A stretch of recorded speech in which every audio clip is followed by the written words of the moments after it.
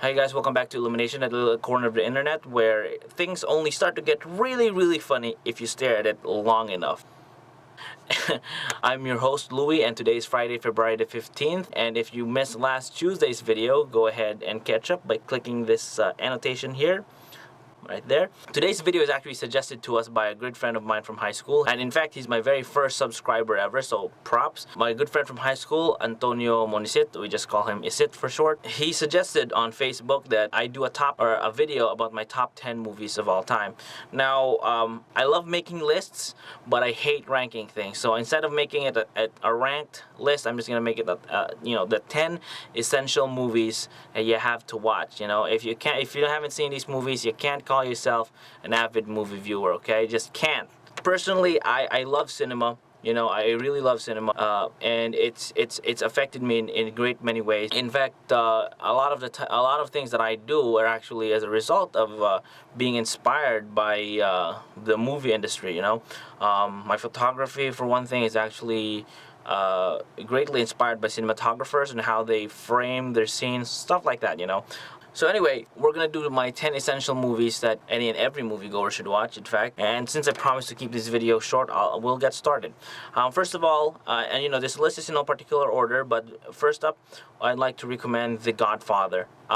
Francis Ford Coppola's sweeping gangster epic. It's a tale of greed, vengeance, and ambition, and it's just one of the best made movies I have seen in my entire life. In fact, one of the things I hold up all other movies to. Also, this is the movie that brought the mafia into the public consciousness, and it's definitely worth the watch. Second of all, I'd like to recommend The Thing, starring Kurt Russell. It's about a group of American scientists in an outpost in Antarctica. They're basically stuck out there, and some weird things start to happen around the base camp. It's great because it really builds up the tension, and really set the pace, or set the standard for making paranoia and isolation really palpable through the silver screen. Number 3 is actually Shawshank Redemption. Honestly, it's been a while since I've seen this movie, but what I do remember is that it's got a great story to it. It's got Tim Robbins and Morgan Freeman. They play two prisoners that sort of atone for their sins by taking solace in each other. They just, it's one of those times when they really talk it out and really it works. So great movie, definitely should watch it. Unexpectedly, it's also a prison break movie, so you if you like those kinds of movies, you go ahead and watch it. Number 4, or the fourth movie I'd like to recommend, is Schindlers List, starring Mr. Badass himself, Liam Neeson, aka Qui-Gon Jinn, aka that dad from Taken. It's actually a role. It's a different role than what most people are used to seeing him. He's still pretty badass here. He plays a character of Oskar Schindler, who is a Polish business owner, and Mr. Schindler's business is actually in the making of munitions, I believe. Something to do with metal. Anyway, his workforce is mostly Jewish, and that wouldn't be such a big deal, but this movie is set during the rise of Nazi Germany. Mr. Schindler eventually grows very concerned for his Jewish workforce, and he does everything in his power to make sure that they don't, they escape unharmed from the clutches of the evil German Nazi folk. Next movie I'd like to recommend is actually Saving Private Ryan, and I don't know anybody who has not seen Saving Private Ryan, but it's worth mentioning. It's just a great movie in terms of epic. It's in terms of having an epic scope, an epic cast list. It's everybody from Matt Damon down to Tom Hanks, and it's just a great movie. And it really puts into perspective that war is no fun thing. Next up, I'd like to recommend the quintessential science fiction movie, Star Wars. If it were not for this movie, in fact, you would not be seeing any kind of, or mostly any kind of science fiction in the movie theaters today. And God knows, our special effects technology might have been held back another maybe 15 years.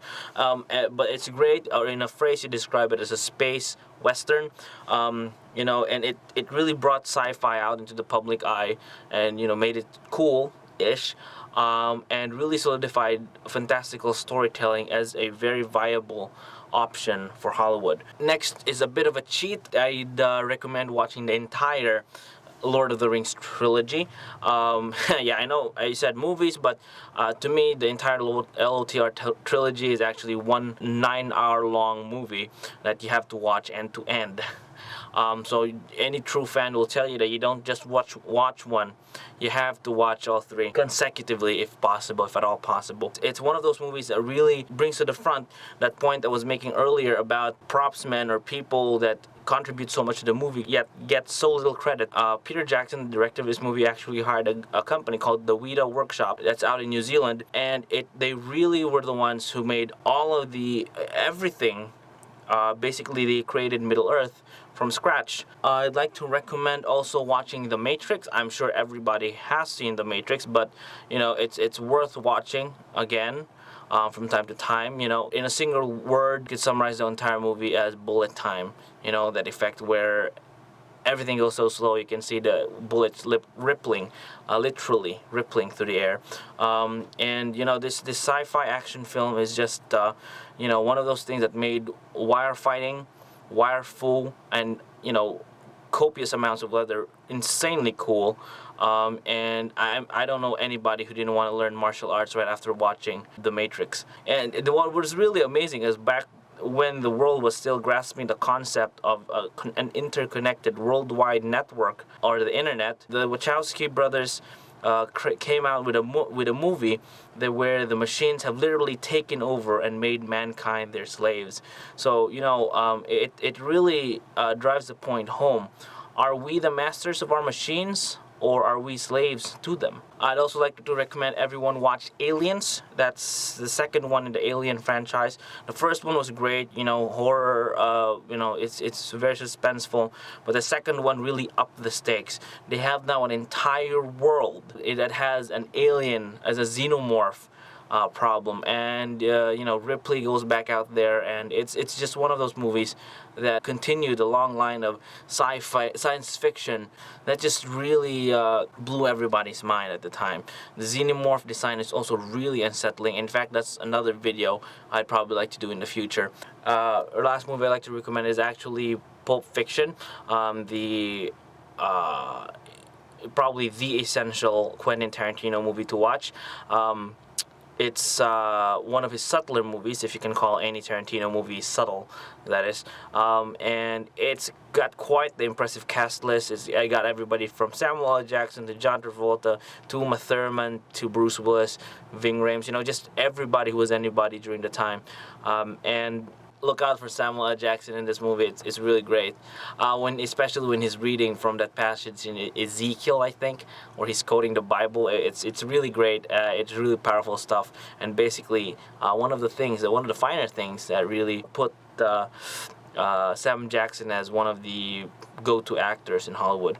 So those are my recommendations. In the comments section below, I'd like for you guys to tell me as well, what movies should I watch, what movies should have been mentioned on there, you know, if you think, or let me see your personal top 10, okay, put them down there, and let's compare notes. Let's see who has a better top 10. I'm sure I have better taste than you, but whatever, you know, let's open this up to everybody. I guess that's it for today's episode of Illumination.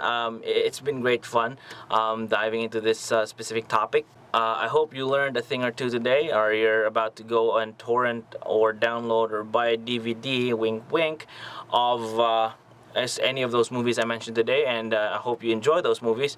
It would be great if you guys would hit the subscribe button up here, click the like and share button down below. Also, it'd be great to get some more feedback from you guys. What would you guys like for me to do for the Tuesday video? I haven't got anything planned for that. You know, what have you know, any input from you guys? We'd also like to see you on my Facebook page. That's all those links are down in this description box down below. And as always, you've been illuminated. I'll see you guys on Sunday.